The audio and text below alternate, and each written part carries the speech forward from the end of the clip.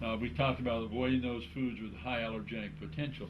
And if you just had to choose one, it would be grain.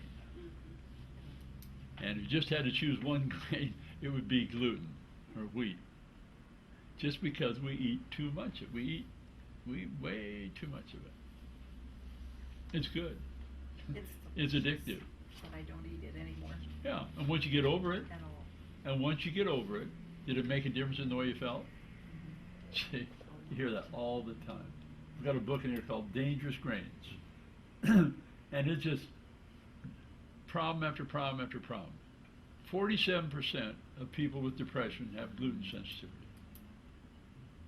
Anyway, it's just huge. And there's a couple places here if you want more information. That Nourishing Traditions is the Weston A. Price website. Now, I want to talk to you a bit about fermentation. Fermentation is a way of preserving food that is probably the simplest way of preserving food. Now, we've all heard about, you all know what a limey is? Sailor. Yeah, a British sailor. In there, before they discovered that lime prevented scurvy, if you went on a ship and were planning to be gone for 6 or 8 months, 50% of the people would die from scurvy. The British discovered if they ate a lime or a little bit of lime juice every day, they didn't get scurvy. Well, Captain Cook, I don't know where he got the idea, but he found that if he took kraut or borscht, you know, that's one, he didn't get scurvy either. He sailed all around the world, and none of his sailors died from scurvy.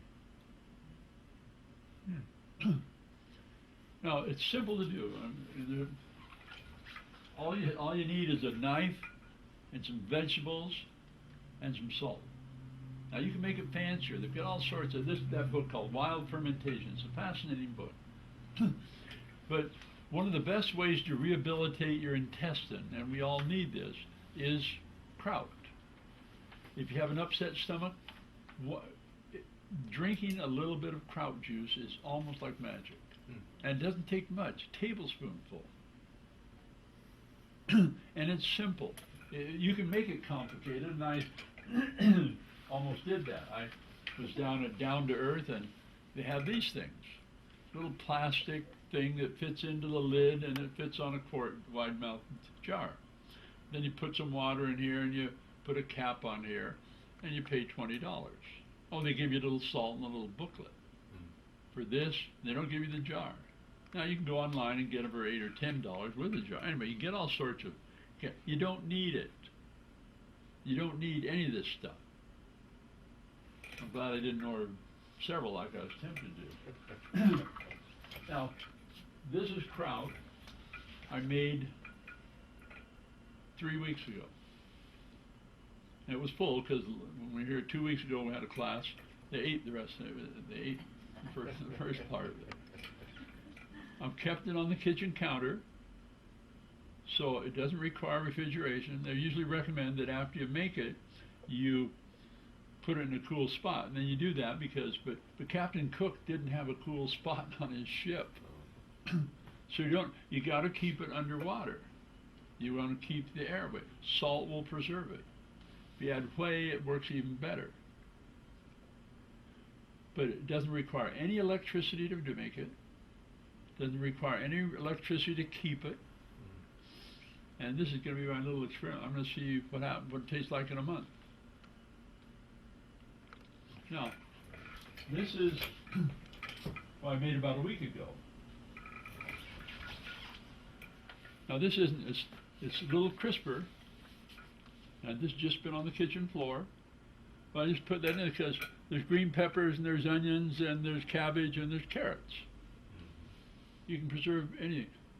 Cultures would preserve meat this way. So did you do a regular canning process with that? No, you don't. You don't cook it. Okay. Cooking destroys all those good bacteria. So what's the proportion?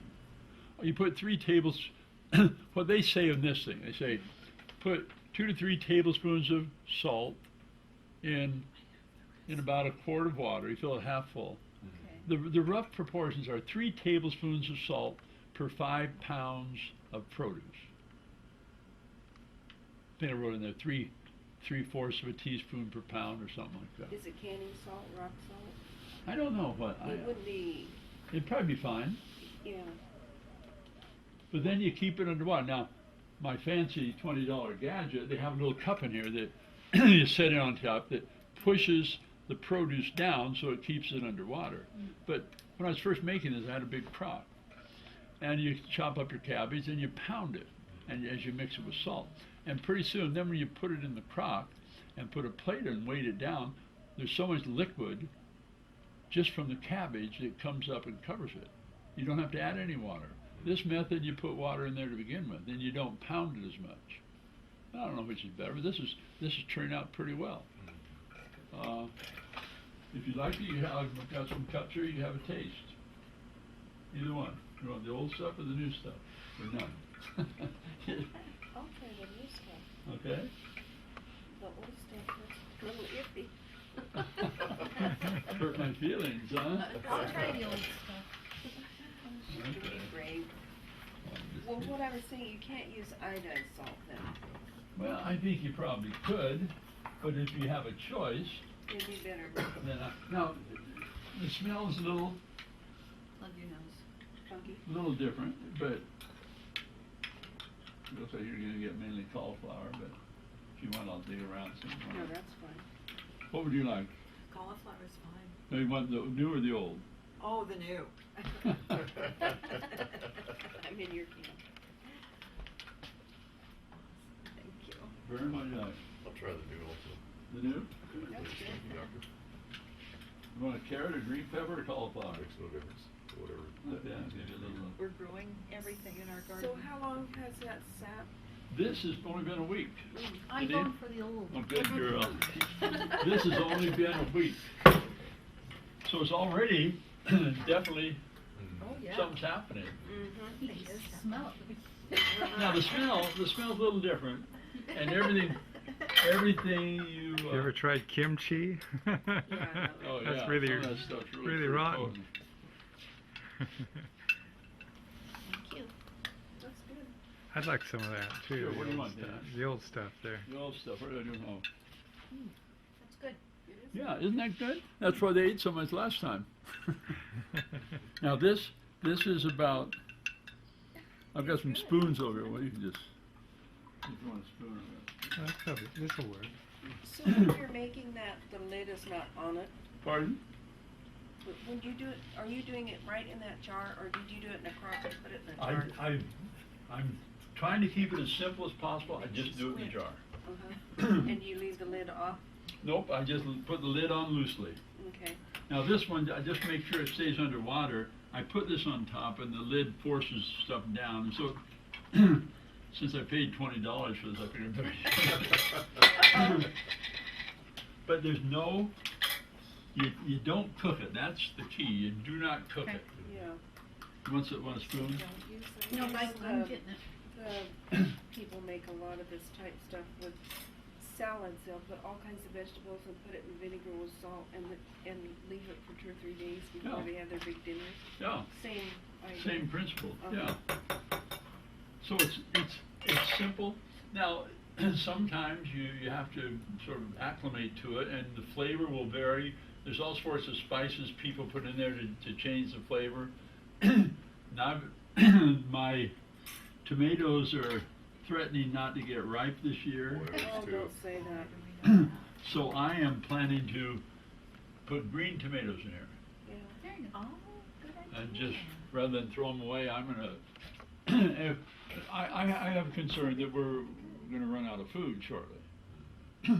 And so I don't wanna throw away anything that's edible. And, people make green tomato relish and things like that, so it's not, there's probably not the same nutritional value in a green tomato as there is in a red. But anyway, you can do just about any food. So how much of this do you suggest a day? Or how often? I don't think there's a rule. I mean, everybody's different. Yeah. I mean, I don't think it's going to hurt you to eat it 3 times a day. Okay. But I like it. My kids don't like it quite as well as I do, but it's just wonderful food, and it's sort of restored. I think it's one of the superfoods. Did we Because, say iodized salt would be okay? well, I think it would be. Mhm. I wouldn't get this stuff with Morton's that have dextrose in it and talc. No. But if you get iodized, but see, sea salt is iodized. Iodine is a mineral that comes from the ocean. So Yeah. Sometimes they You had take sea it salt out of on sea that, salt. I just Which use, is- I use the Celtic salt. Yeah. I've seen that Yeah. too. So most people, now that isn't quite done, but it's definitely different than raw. Mm-hmm. Yeah, and that's really only a week. So I'm going to put it down in the basement in a cool, dark spot, and pull it out next winter. Too often, the stuff we store in our food storage is all canned or processed or something like that. But if you have this along too, you get, and that's why cultures that for years and years and years, the traditional cultures, they do this. They call it borscht, or something like that, or. Yeah. And they did fine during the winter months when there was no fresh stuff. So it's a great, and I think it's very important that we consider this along when we consider healthy digestion and healthy intestinal tract, because, and it's simple, and it's, I think, now, in the first class, I had a jar like this that the stuff had, the liquid had gone. Now the other thing about this is if I ate all this out of there, I could take this liquid and start the next batch. Cool, okay. So, but anyway, I had a batch, but excuse me, the jar was about half full, and there's a nice coat of mold on the top. It was, you think, well, that doesn't look, Joyce sinks, this doesn't look real good, I'll tell you this. Usually seen that stuff. It had this big, thick, white layer of mold because it had gotten exposed to the air, and the mold in the air cultured. So, just for curiosity, I pulled back that thick layer. It's just a big plug of mold. Underneath, it was still good. Wow. Just like applesauce can have mold. Yeah. And it doesn't hurt if. And just like a piece of cheese, you cut off the mold and you eat the Yeah. cheese. So, but anyway, so Interesting. and if you have a chance, either book, that Nourishing, I think I've got another, I made some copies of this. What was the name of that book? Nourishing what? Oh, fermentation. Was that it?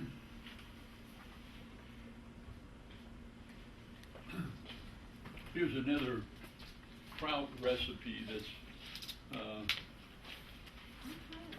What was the name of that book that you said it's called, it's written on the back here, Oh. Wild Fermentation. on this? No.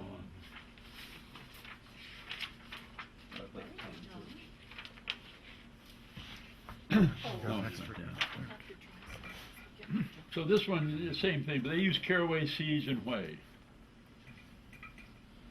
Whey is good because it's got loaded with bacteria that help facilitate the culture, the fermentation.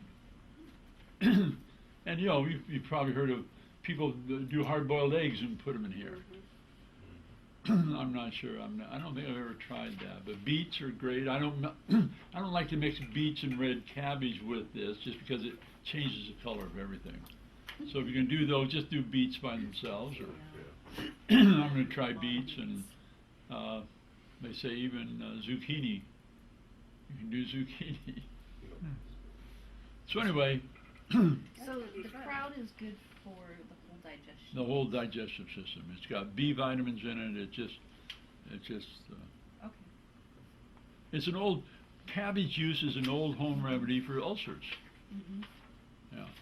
But cabbage juice, it has to be fresh.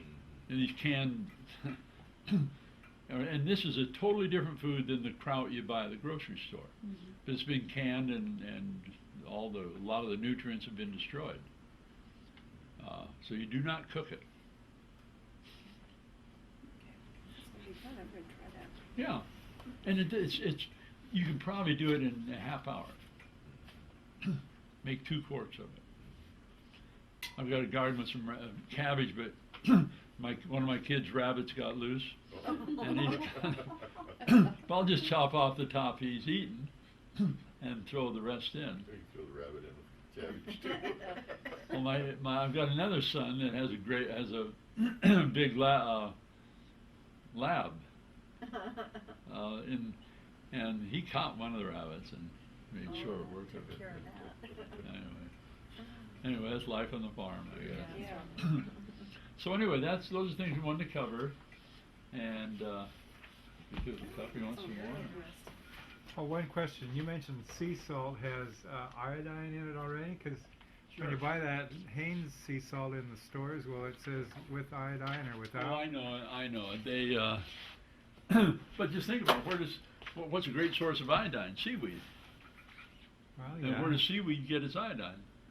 See, Yeah, seaweed has some sort of a process where it can concentrate salt and some of these other minerals. But yeah, sea salt has some iodine in it. And if all of us had been eating sea salt, everybody wouldn't have to panic when we would worry about radiation. So, Huh. no, you don't need to. But next time you go to the store, look at some of the labels on the salt. Morton salt usually has dextrose and talc in it. So it pours so beautifully. We'll watch for that, Yeah, so, but in a pinch, you could use that, I think. If I didn't have any other choice and I wanted to ferment something, I'd use Morton salt. So. Okay.